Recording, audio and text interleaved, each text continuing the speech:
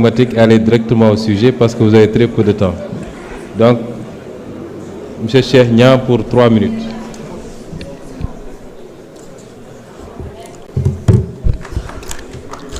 Monsieur le Président, Monsieur le Premier ministre, chers collègues, Messieurs et Mesdames les députés, je commencerai par dire que le Sénégal considère que son espace vital est conditionné par la stabilité de 3 pays qui nous entourent. Ces 3 pays, c'est le Mali, c'est la Gambie, c'est la Guinée-Bissau.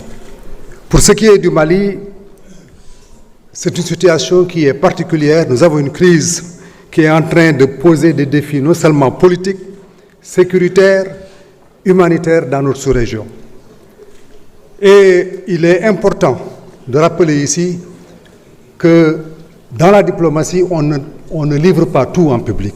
Mais je pourrais toutefois vous dire ce qui détermine notre conduite par rapport à cette crise qui nous préoccupe au plus haut point.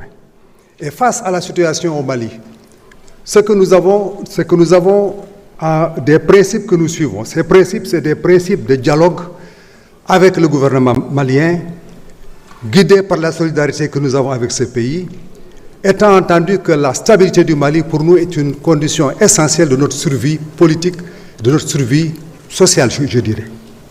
Et c'est la raison pour laquelle nous menons tout le temps des contacts avec le gouvernement malien en vue de voir ce que le Sénégal peut apporter discrètement pour les amener à faire face aux défis auxquels ils font face. Et c'est la raison pour laquelle, à chaque fois que nous avons l'occasion de parler à nos partenaires, nous faisons un plaidoyer très fort pour que ces partenaires n'abandonnent pas le Mali, que quelle que soit la situation que le Mali vit, que tout le soutien que la communauté internationale peut apporter, que ce soutien soit acquis au Mali. Comme vous avez vu, la situation s'est détériorée et nous avons vu que sur notre flanc Est, nous avons déjà des menaces qui sont extrêmement pesants. Et sur ce plan-là, nous menons des actions à plusieurs niveaux. D'abord au niveau diplomatique, mais aussi au niveau sécuritaire. Mon collègue Birame Diop dira ce que nous sommes en train de faire pour renforcer le pivot Est. Mais ce que je dirais, c'est qu'on a cette chance d'avoir avec le Mali des relations qui sont ouvertes, contrairement à d'autres pays. Et je pense que ce dialogue que nous avons au Mali nous permet d'agir, n'est-ce pas, en douce et de voir ce que nous pouvons apporter. En clair, ce que nous faisons, c'est de faire en sorte que nous ayons avec eux une diplomatie de responsabilité, mais une diplomatie de dialogue, et les accompagner dans ce qu'ils font. Et nous avons déjà engagé beaucoup d'actions avec eux pour voir comment, n'est-ce pas, dans la pratique, comment on peut leur apporter ce soutien. Et nous continuons dans cet état d'esprit, et nous espérons que très bientôt, en tout cas, nous pourrons dégager des voies communes. Et la chance que nous avons, c'est que le Sénégal va présider bientôt, au niveau de la présidence de la Commission, la CEDEAO. Et il y a aussi de fortes chances que le Sénégal préside pour l'année, n'est-ce pas, qui vient, la présidence en exercice de la CEDEAO. Et nous pensons que la présence du Sénégal au sein de cette institution-là, à un double titre, nous permettra, n'est-ce pas, de jouer un rôle beaucoup plus fort pour permettre d'apporter tout le soutien de la sous-région, mais aussi mobiliser le soutien international pour aider le Mali à sortir de cette crise et aussi à nous mettre à l'abri de tous dangers. Je vous remercie. Monsieur le ministre des Forces armées.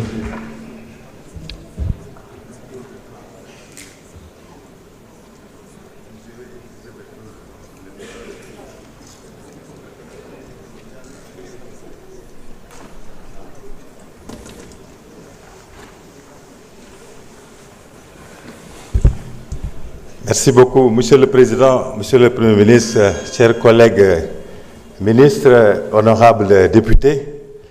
Mon collègue, le ministre de l'Intégration africaine, des Affaires étrangères et des Sénégalais de l'extérieur, a parlé d'un levier sur lequel on intervient souvent pour prévenir les conflits et aussi gérer les conflits, c'est le levier diplomatique. Et moi, je vais parler du levier militaire. Souvent, on parle de ces leviers même en parlant d'instruments de pouvoir. Donc c'est de ce levier-là que je vais parler, sans trop pouvoir aller dans les détails, compte tenu de la sensibilité de ce levier. Et je dirais tout de suite que le Sénégal a pris toutes les dispositions nécessaires pour avoir une bonne présence dans la partie orientale de notre pays. D'ailleurs, dans toutes les parties du Sénégal. La présence, elle doit être dissuasive. Elle doit permettre aussi de prendre en charge toute crise qui survient au niveau oriental. Cette présence, c'est d'abord des infrastructures pour pouvoir accueillir des effectifs. Mais c'est aussi des capacités que doivent détenir les effectifs qui sont déployés. Et je puis vous assurer ici que le gouvernement, le chef suprême des armées, ont pris toutes les dispositions nécessaires pour que de manière graduelle, en tenant compte bien entendu des réalités auxquelles nous faisons face actuellement, que nous puissions avoir la présence que les Sénégalais attendent de notre gouvernement au niveau de cette partie de notre territoire. Mais la présence à elle seule ne suffit pas. Il faut également qu'elle puisse être combinée avec l'implication des populations qui vivent dans ces territoires. Parce qu'elles sont les principales concernées. Et très souvent, elles sont au courant de tout ce qui se passe, mais il faut leur donner la possibilité de contribuer, de partager ce qu'elles voient et ce qu'elles entendent. Cela est extrêmement important et nous y sommes. Pour cela, il faut effectivement non seulement tendre la main aux populations, mais aussi les respecter, communiquer avec elles pour qu'elles comprennent qu'elles doivent s'approprier elles-mêmes leur sécurité avant d'attendre de l'État qu'il vienne les accompagner.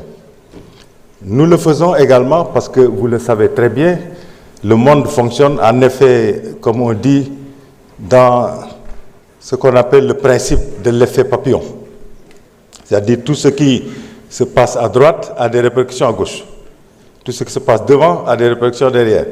Nous ne sommes pas seuls. Nous avons des partenaires avec qui on travaille. Et je ne peux pas trop les citer ici, mais nous travaillons avec des partenaires qui ont un intérêt à ce que le Sénégal reste en paix. Et donc qui travaillent avec nous pour nous aider avec l'expérience qu'ils ont, mais aussi des capacités qu'ils ont que nous n'avons pas, nous aident à être dans la bonne posture. Mais la frontière, c'est un bien commun. La frontière avec le Mali, nous la partageons avec le Mali. Nous ne pouvons pas nous en occuper tout seuls. Il faut que nous travaillions avec le Mali. Et cela aussi est le cas. Nous travaillons avec le Mali. Malgré les difficultés auxquelles les Maliens font face, les Maliens sont dans les meilleures dispositions pour travailler avec nous, pour que ce bien commun, nous puissions nous en occuper de manière très solidaire. On a ce qu'on appelle la commission mixte de gestion des frontières du Sénégal, qui travaille avec la commission mixte de gestion des frontières du Mali.